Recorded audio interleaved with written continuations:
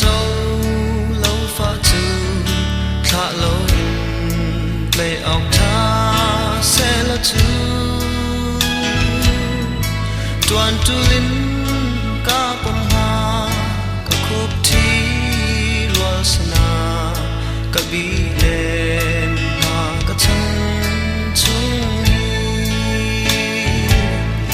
ca hỏi lên về câu hoa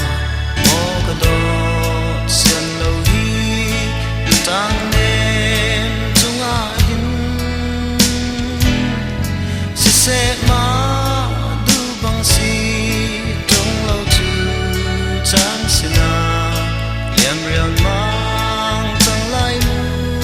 ca đốt zun ngay in dây tiếng mò ca ram lai san lai lâu lung pha na a zo chin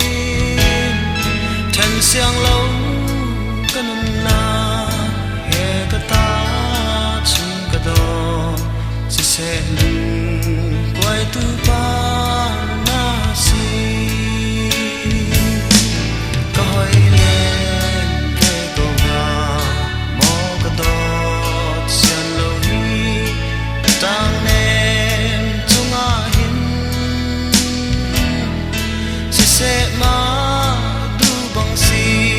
trong lâu chữ chán sina liam riang mang tăng lai mu ca lo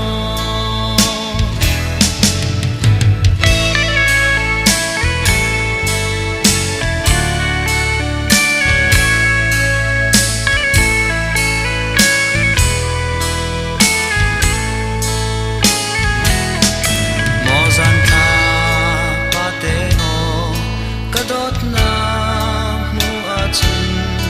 nang zun tuar in a ram vang chin lo